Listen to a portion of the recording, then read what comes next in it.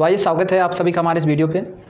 आज हम आपको फिजिक्स के चैप्टर फर्स्ट इलेक्ट्रोस्टैटिक के उन महत्वपूर्ण क्वेश्चन के उन महत्वपूर्ण प्रश्नों के बारे में बताएंगे जो मध्य प्रदेश गवर्नमेंट ने यानी एमपी बीएसई ने क्या किया जारी किया हुआ है, और वो आपके 5 नंबर यानी 5 मार्क्स के सभी क्वेश्चन हैं। ठीक है, तो आइए बढ़ते हैं हम अपने प्रश्नों की तरफ। ठीक है, हमारा क्वेश्चन क्या है, derive expression for the coulombs inverse square law with the help of Gauss theorem. Gauss theorem की मदद से कूलाम के इन्वर्स स्क्वायर लॉ को डेराइव करना।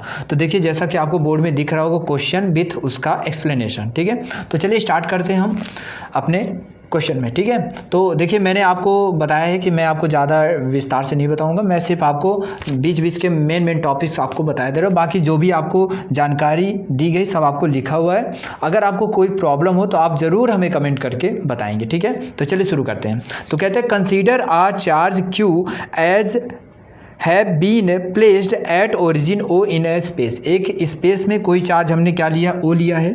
जैसे मान लीजिए कि ये हमारा एक पॉइंट ओ है, इस पॉइंट ओ पर चार्ज, कौन सा charge, plus q charge present है।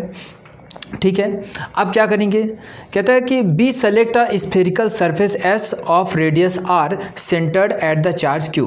कहता है कि इसी चार्ज क्यू से आर डिस्टेंस पर, ठीक है, एक स्फीयर प्रेजेंट है, यानी एक स्फीयर है। ठीक है, और उस स्फीयर की जो रेडियस है वो कितनी, आर है, और यहाँ पे चूंकि हमने क्या लिया था, प्लस क्यू चार्ज लिया था। ठीक है, इसे हम सेंटर को ओ मान लेते हैं। ठीक है, और यहाँ से यहाँ तक की डिस्टेंस हमने क्या दे दी, आर। हम एक छोटा सा सरफेस लेते हैं जिसका नाम हो जाता है डी एस। ठीक है, और इस सरफेस पर हम इलेक्ट्रिक फील्ड क्या डिफाइन करते हैं, ई, जो कि प्लस क्यू चार्ज की वजह से क्रिएट होता है। ठीक है, तो अब आगे बढ़ते हैं।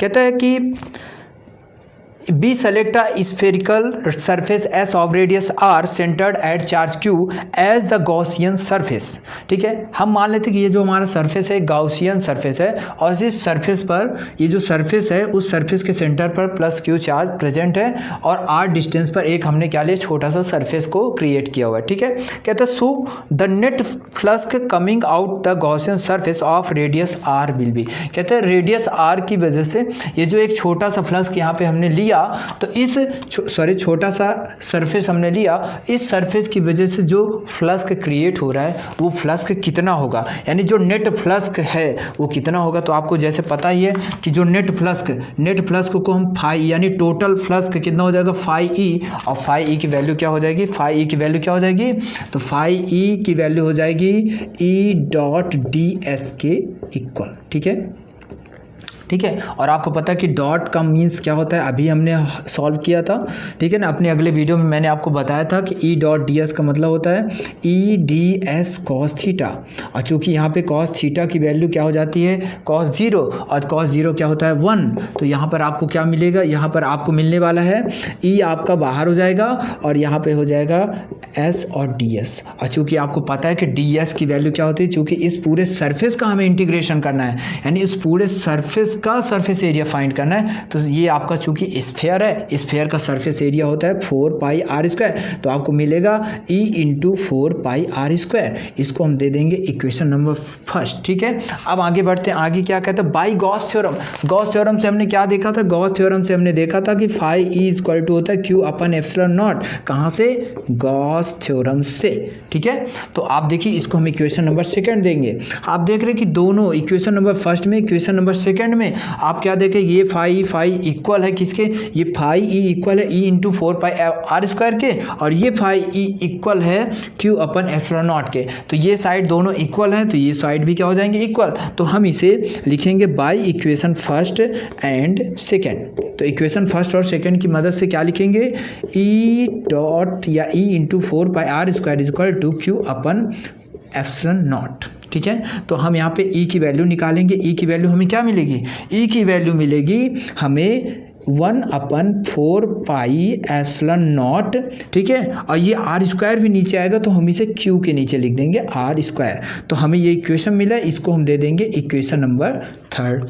अब आगे सुनेंगे, कहता है but if a test charge Q0, अगर कहता है कि हम एक टेस्ट चार्ज लेते हैं, मतलब कोई भी चीज़ टेस्ट करने के लिए, कि जैसे यहाँ पे अगर हम कोई चार्ज लेते हैं, अगर उस चार्ज को हम यहाँ पर कोई पॉइंट P ले करके उस पॉइंट, जैसे सपोज करिए कि हम यहाँ पे पॉइंट P लेते हैं और उस पॉइंट P पर हम किसी टेस्ट चार्ज, उसका नाम टेस्ट चार्ज को हम क्या मान लेते हैं, Q0, ठीक है, या QO भी लिख सकते हैं, ठीक है। तो हमने इसको लिया और कहता है कि अगर हम कोई एक टेस्ट चार्ज QO लेते हैं तो कहता है कि then force of repulsion acting on the charge plus Q will be. तो कहता है कि ये जो हमारा चार्ज है, इस चार्ज पर एक रिपल्सन फोर्स एक्टिंग होता है, किसकी वजह से, प्लस, मतलब ये जो आपका पॉजिटिव चार्ज सेंटर पर है उसकी वजह से। अब क्या होगा, तो जब ये चार्ज, इस पर आपको एक रिपल्सिव फोर्स मिल रहा है, तो वो रिपल्सिव फोर्स को हम क्या लिखेंगे, तो जो वो रिपल्सिव फोर्स होगा वो QO के और जो यहाँ पे इलेक्ट्रिक फील्ड रख रहा है, दोनों के प्रोडक्ट के क्या होता है, इक्वल होता है, ठीक है।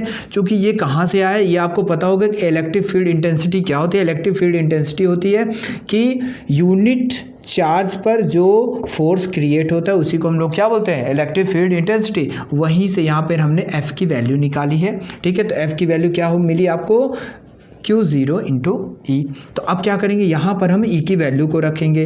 E की वैल्यू हमें इक्वेशन 3 से क्या मिली थी, 1/4 पाई एप्सिलॉन नॉट Q/r²। तो यहाँ पर हम Q0 को भी लिख देंगे। तो जैसा कि आपने देखा, ये है हमारा कूलाम्स का इन्वर्स स्क्वायर लॉ। तो ये हमने गॉस थ्योरम की मदद से कूलाम के इन्वर्स स्क्वायर लॉ को हमने फाइंड कर दिया। तो ये देखिए, ऐसा हमने सॉल्व किया। उम्मीद है कि आपसे ज़रूर बनेगा। तो इसी तरह आप क्या करेंगे, इसको सॉल्व करेंगे, ठीक है। तो आप हमारे चैनल को अगर अभी तक सब्सक्राइब नहीं किए हैं तो आप ज़रूर करेंगे, ताकि आपको आने वाली वीडियो के बारे में हम आपको पहले से ही नोटिफिकेशन दे सकें, ठीक है बच्चों।